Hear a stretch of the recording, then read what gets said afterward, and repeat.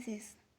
Hipotesis dapat diartikan sebagai suatu pernyataan yang masih lemah kebenarannya dan perlu dibuktikan atau dugaan yang sifatnya masih sementara. Karena hipotesis merupakan dugaan sementara, maka untuk membuktikan kebenaran hipotesis tersebut perlu dilakukan pengujian. Pengujian pembuktian kebenaran tersebut disebut pengujian hipotesis. Pengujian hipotesis merupakan salah satu cabang dari statistika inferensial yang bertujuan untuk menguji kebenaran suatu pernyataan hipotesis secara statistik sehingga dapat ditarik suatu kesimpulan. Tujuan pengujian tersebut adalah menetapkan suatu dasar, pengumpulan berbagai data dan fakta yang dapat dijadikan alasan mengenai penerimaan ataupun penolakan terhadap kebenaran dari pernyataan atau asumsi yang telah dibuat. Hipotesis digunakan untuk menguji nilai-nilai taksiran parameter. Pengujian hipotesis dapat dilakukan secara parsial maupun simultan. Kegunaan hipotesis. Hipotesis dapat dikatakan sebagai piranti kerja teori. Hipotesis dapat diuji dan ditunjukkan kemungkinan benar atau tidak benar. Fungsi penting hipotesis dalam penelitian yaitu 1. Untuk menguji suatu teori. 2. Mendorong munculnya teori. 3. Mendorong fenomena sosial. 4. Pedoman untuk mengarahkan penelitian. 5. Memberikan kerangka atau penyusunan kesimpulan yang akan dihasilkan. Fungsi hipotesis. 1. Hipotesis memberikan penjelasan sementara tentang gejala-gejala serta memudahkan perluasan pengetahuan dalam suatu bidang. 2. Hipotesis memberikan suatu pernyataan hubungan yang langsung dapat diuji dalam penelitian. 3. Hipotesis memberikan arah kepada penelitian. 4. Hipotesis memberikan kerangka untuk melaporkan kesimpulan penyelidikan. Macam hipotesis. Berdasarkan bentuknya, dibagi menjadi 3, yaitu 1. Hipotesis penelitian. Hipotesis penelitian merupakan anggapan dasar peneliti terhadap masalah yang sedang dikaji. Dalam hipotesis ini, peneliti menganggap benar hipotesisnya yang kemudian akan dibuktikan secara empiris melalui pengujian hipotesis dengan mempergunakan data yang diperolehnya selama melakukan penelitian. 2. Hipotesis operasional merupakan hipotesis yang bersifat objektif. Arti peneliti merumuskan hipotesis tidak semata-mata berdasarkan anggapan dasarnya, tetapi juga berdasarkan objektivitasnya, bahwa hipotesis penelitian yang dibuat belum tentu benar setelah diuji dengan menggunakan data yang ada. 3. Hipotesis statistik. Hipotesis statistik merupakan jenis hipotesis yang dirumuskan dalam bentuk notasi statistik. Hipotesis ini biasanya ditempatkan pada bab metode penelitian sesudah mendapatkan kesesuaian metode statistik atau ekonometrika yang akan dipakai. Assalamualaikum warahmatullahi wabarakatuh. Saya Nasul Somatikri ingin melanjutkan presentasi dari kelompok kami, kelompok 10, yang membahas mengenai uji hipotesis. Jenis hipotesis. Pengujian satu sisi, one tail test, berarti menggunakan daerah pengujian pada sisi kiri atau sisi kanan dari kurva distribusi normal. Digunakan pengujian satu sisi, maka jika digunakan pengujian satu sisi, maka rumusan hipotesis dapat dibuat. Yang pertama, hipotesis uji sisi kiri. H0 dibagi beta 1 sama dengan 0. H1 dibagi beta 1 kurang dari 0. Yang kedua, hipotesis uji sisi kanan. H0 dibagi beta 1 sama dengan 0. H1 dibagi beta 1 lebih dari 0. Pengujian dua sisi, two-tail test. Jika digunakan pengujian dua sisi, daerah pengujian menggunakan semua daerah pada kurva distribusi normal dengan rumusan hipotesis yang dapat dibuat adalah sebagai berikut. H0 dibagi beta 1 sama dengan 0. H1 dibagi beta 1 tidak sama dengan 0. Yang selanjutnya ada merumuskan hipotesis. Perumusan hipotesis menyangkut dua hipotesis yang saling menutup, yaitu hipotesis 0 sebagai hipotesis dengan pernyataan atau dugaan yang akan diuji. Dalam ekonometri, hipotesis 0 sebagai pernyataan yang restriksi atau dibatasi. Restriksi dibatasi. Hipotesis alternatif sebagai hipotesis lawan jika hipotesis nol tidak dipenuhi. Uji hipotesis dalam statistik biasanya digunakan untuk melakukan uji signifikansi terhadap nilai tertentu, apakah memiliki arti secara statistik atau tidak memiliki arti. Uji signifikansi ini membandingkan nilai estimasi dengan 0 sebagai bilangan yang tidak memiliki arti. Jika secara statistik hasil estimasi memiliki nilai sama dengan 0, berarti hasil estimasi tidak memiliki arti. Di sini ada tipe kesalahan hipotesis. Terdapat dua tipe kesalahan, ada kesalahan yang pertama, tipe pertama, dan ada kesalahan tipe yang kedua. Kesalahan tipe pertama terjadi jika keputusan yang diambil dari suatu pengujian hipotesis adalah menolak hipotesis yang pada hakikatnya adalah pernyataan benar. Jika hal itu terjadi, maka kesalahan tersebut biasanya disebut dengan alpha risk atau resiko alpha. Alpha risk biasanya dilambangkan dengan simbol alpha. Nilai A alpha biasanya disebut dengan signifikansi, sedangkan nilai 1 min alpha disebut dengan kepercayaan atau taraf nyata menyatakan seberapa nyata bisa menolak hipotesis 0 uji tersebut. Tingkat kesalahan tipe yang pertama ini sering juga disebut kesalahan penentuan level of significance atau tingkat signifikansi. Sedangkan kesalahan tipe yang kedua terjadi apabila keputusan yang diambil dari suatu pengujian hipotesis adalah menerima hipotesis yang pada hakikatnya adalah salah. Jika hal itu yang terjadi, maka kesalahan tersebut biasanya disebut dengan beta risk, resiko beta. Beta risk dilambangkan dengan simbol B atau beta, sedangkan nilai 1 min beta disebut taraf uji. Taraf uji ini menunjukkan seberapa baik statistik uji yang akan digunakan dalam pengujian hipotesis, atau tingkat kesalahan tipe 2-nya kecil. Saya, Rika Yuli Wulansari, NIM 393 akan melanjutkan materi berikutnya, yaitu mengenai prosedur pengujian hipotesis. Yang pertama yaitu menyusun pernyataan hipotesis. Pernyataan hipotesis terdiri dari hipotesis awal atau H0 dan hipotesis akhir atau H1. Hipotesis 0 merupakan pernyataan mengenai nilai parameter populasi. Sedangkan hipotesis alternatif merupakan suatu pernyataan yang diterima jika data sampel memberikan cukup bukti bahwa hipotesis 0 adalah salah. Yang kedua yaitu menentukan derajat kepercayaan atau degree of freedom dan nilai t-tabel. Menentukan derajat kepercayaan berarti menetapkan nilai tingkat kesalahan alfa. Semakin tinggi keyakinan peneliti mengenai kebenaran sampel, maka alfa yang digunakan juga semakin besar, yaitu 1% ataupun 5%. Yang ketiga yaitu menghitung nilai t-statistik. Yang keempat, membandingkan nilai t-statistik dengan t-tabel. Setelah nilai statistik dan t-hitung diperoleh, langkah berikutnya adalah membandingkan nilai keduanya.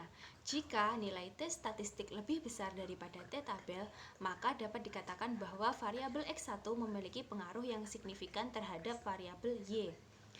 Ketika nilai t-statistik lebih kecil daripada t-tabel, maka dapat dikatakan bahwa variabel X1 tidak memiliki pengaruh yang signifikan terhadap variabel Y. Dan yang terakhir adalah membuat kesimpulan. Baik, selanjutnya kelompok kami akan melakukan uji hipotesis menggunakan aplikasi Fuse. Yang pertama, kita langsung saja buka aplikasi Fuse-nya. Kita klik X, kita klik No, lalu kita klik File, kita klik Open, lalu Forek Data Work File. kita imporkan data yang sudah kita persiapkan.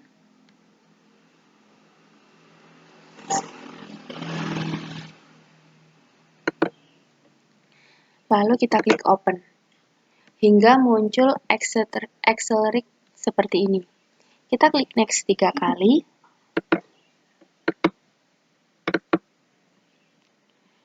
Lalu kita klik finish.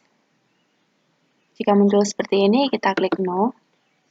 Lalu kita lakukan estimasi seperti biasanya, yakni kita klik quick, estimate equation, lalu kita masukkan formulanya, yaitu Y atau tabungan, C,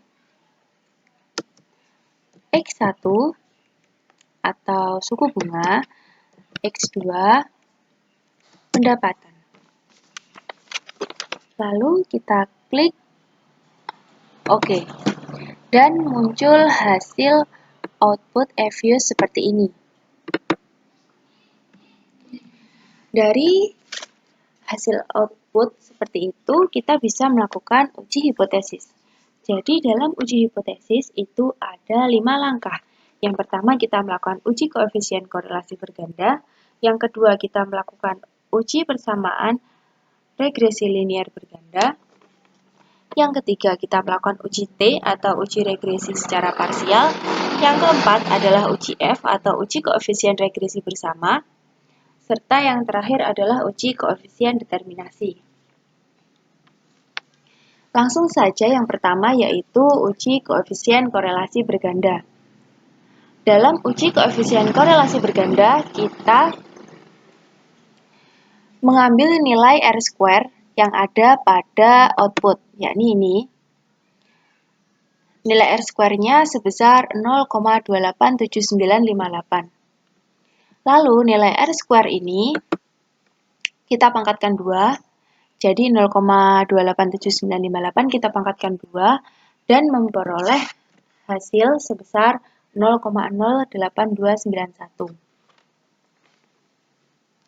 Dalam uji koefisien korelasi berganda, kita mempunyai 3 hipotesis. Yang pertama, ketika R sama dengan 1 atau mendekati 1, maka hubungan antara X dan Y itu searah. Yang kedua, ketika R sama dengan 0 atau mendekati 0, itu artinya hubungan antara X dan Y tidak ada hubungan atau sangat lemah. Yang ketiga, yaitu ketika R sama dengan -1 atau mendekati -1, maka hubungan antara X dan Y mempunyai hubungan yang kuat tetapi bernilai negatif. Kita sudah tahu nilai R² yang sudah dipangkatkan tadi kan berupa 0,0821.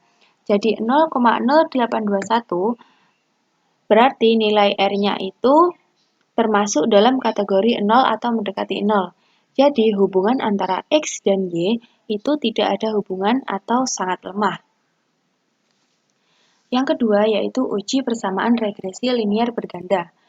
Uji persamaan regresi linear berganda, kita mengambil nilai koefisien dari C, X1 dan X2, yakni yang ini. C, koefisien X1 dan koefisien X2. Dalam uji persamaan regresi linear berganda, kita mempunyai rumus Y sama dengan C plus X1 plus X2 plus E. E-nya itu standar error.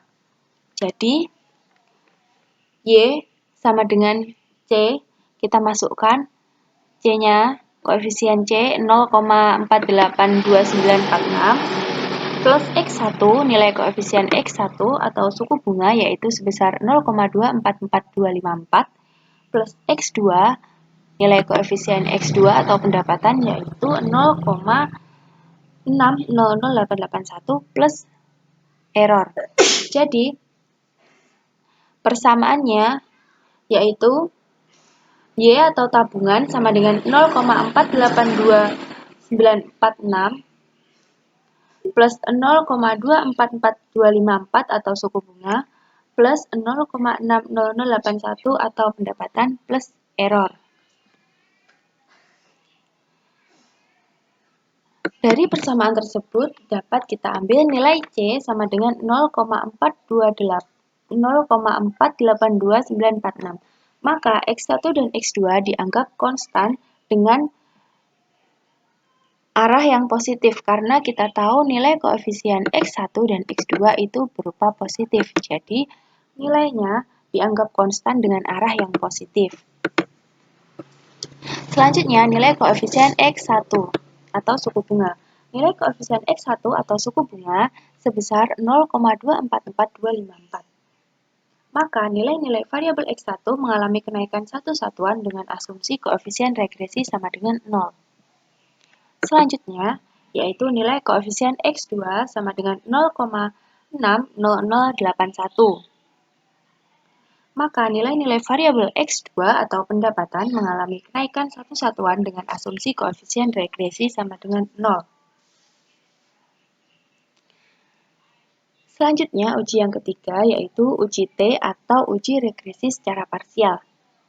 Dalam uji T itu dilakukan menggunakan dua cara, yakni berdasarkan probabilitas dan berdasarkan T hitung dan T tabel. Yang pertama berdasarkan probabilitas. Berdasarkan probabilitas itu mempunyai kriteria sebagai berikut. Yang pertama, ketika probabilitas atau p-value lebih kecil daripada alfa, maka H1 diterima. Berarti ada pengaruh yang signifikan antara X dengan Y.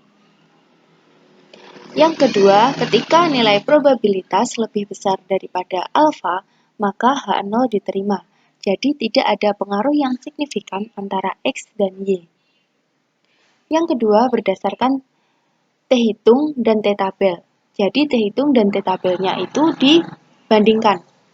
Ketika T hitung lebih besar daripada T tabel, maka H1-nya diterima. Jadi antara X dan Y itu saling mempengaruhi. Hipotesis yang kedua yaitu ketika T hitung lebih kecil daripada T tabel, maka H0 yang diterima. Jadi, variabel X itu tidak mempengaruhi variabel Y.